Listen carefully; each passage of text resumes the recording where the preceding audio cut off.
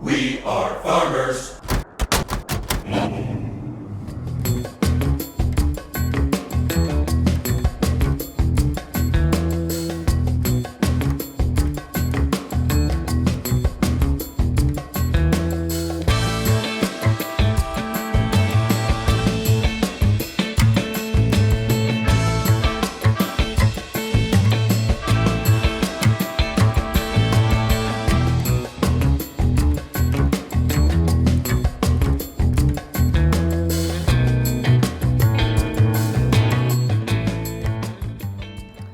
My name is Vincent Geraci, born in Pittsburgh, Pennsylvania in the year 1934. I worked at both American Motors and at Chrysler. I started out at Chrysler and went to American Motors in 1959. I can go back in time to 1946, which was our first family car. It was a Buick in Pittsburgh from Northside Buick. And as these were the war years, and my father put in an order for a vehicle when the war would be over that we would be one of the first ones to get a car. Our only means of transportation was either a streetcar or a bus. In 1946, we got our first family car, which was a special black Buick, four-door sedan. I was always good at art. I went to a Catholic school. The nuns were very nice to me as far as they knew I could draw. As far as classwork is concerned, was not too swift. And I was such a joker in school that I don't know, because of your age, at the back of the room, there would be called the cloak room, where you put your coats and so forth. I was sent there so often, I thought I was going to be a tailor when I grew up.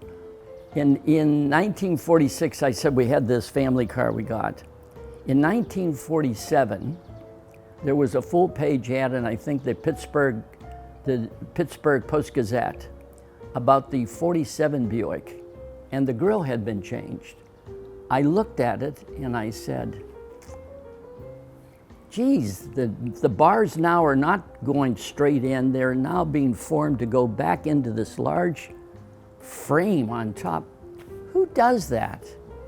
Who are the people that do that? I think I want to do that when I grow up and look for a job. Fortunately, our entire family moved to Michigan. There was a friend there in Michigan that was an executive secretary for one of the higher ups at Highland Park in Michigan. And I had just graduated in 1952 from Pershing High School in Detroit. And I said, she knew I wanted to be some sort of a designer, work on cars, whatever the case may be. She says, look, the Chrysler Institute has courses for, I think, people that want to do design work, and they can also teach you the fundamentals of engineering. So I started out in the mailroom at Chrysler and went to night school at the Chrysler Institute and learned fundamental engineering, drafting, drawing. In 1955, I was accepted, given a job from Virgil Exner, that I would go into the design studios, DeSoto Design Studios, as a trainee. That was my break. So we're dealing with Art Center and all of the big schools, California, Center of Creative Studies, Pratt Institute, all of the heavy hitter, the prestigious schools. Well, you learn. It's just like being a ball player. You practice, you learn, you watch, you ask questions, and you progress. 1955, before that I was a blueprint runner, and so other jobs in the engineering departments. But in 1955, I went into the DeSoto studio, of which they were doing the 57 DeSotos. I don't know if you know what the 57s DeSotos with the 3-tier tail lamps. Those are considered one of the most classic, smooth, that's the Virgil Exner era of fins. And They took me, at those times, you could not go into the studio unless you were a member of the studio, the lock key. And when I would deliver mail or whatever the case may be, I'd want to, if the door was just ajar a little bit, I'd want to look in there. When I first saw the 57 DeSoto, I almost dropped to my knees. I said, this is a show car. My first jobs were, I worked on wheel covers and little medallions. I was always good at graphics and logos. Penmanship, in the early days in school, the nuns were really, I mean, they taught the writing, the stuff of today where, it's another world. But I felt comfortable doing it and liked to do it. Then I was loaned out to the Plymouth studio and then to the Imperial studio. So they moved you around to see if you had the touch for higher line vehicles versus the economy Plymouth type vehicle. The DeSoto heraldry, if you will, has little key locks and little eagles and so forth within it. I redesigned that for the 57. I designed the wheel covers that go on there, and I designed a eagle that goes through the spear on the side of the vehicle. Those were my first designs that went into production. I left Chrysler. One of my bosses at Chrysler was an Englishman by the name of Les Pito, and he went over to American Motors. They were looking for me. Les Pito thought I'd be a good addition to American Motors.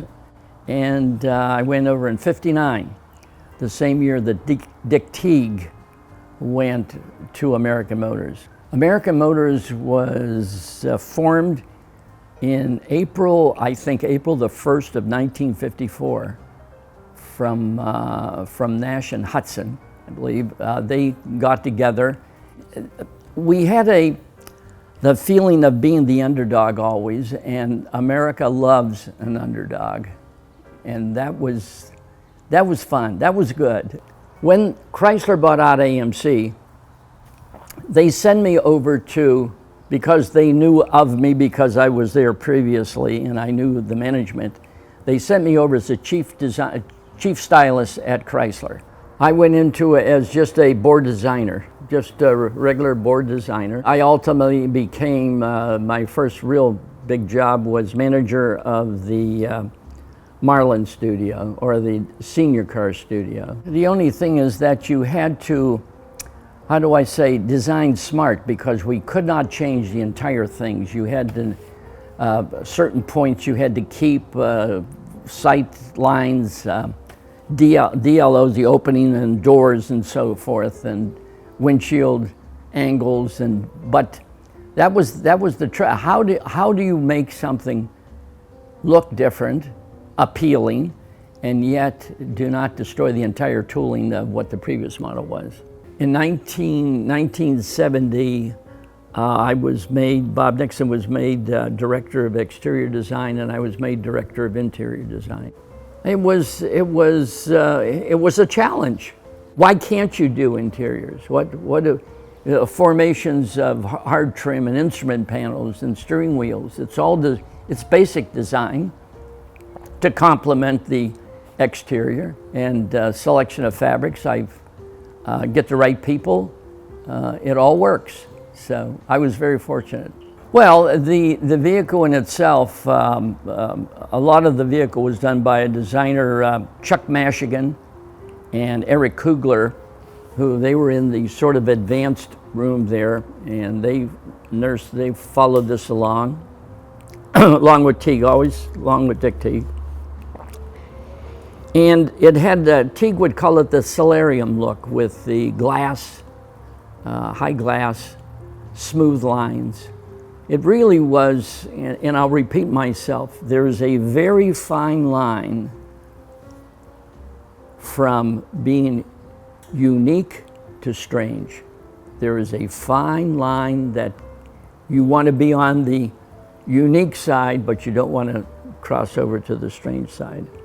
And it was a vehicle that was unique. I mean, it is unique.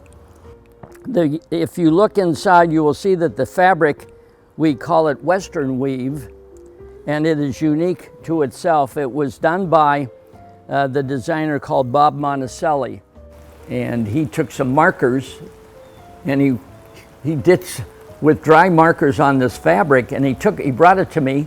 He says, "What do you think?" "Bob, by Jove, you've got it." You know, it was one of those that you said, "Yeah, this looks good." I will repeat myself, if forgive me for it. I was so fortunate to be designing in the time I was in the business, the era I was in the business, and I don't know if I can say any more. That was the prime time, really was. Yes, it was the golden, as someone said, the golden age of design, and it was good. It was good.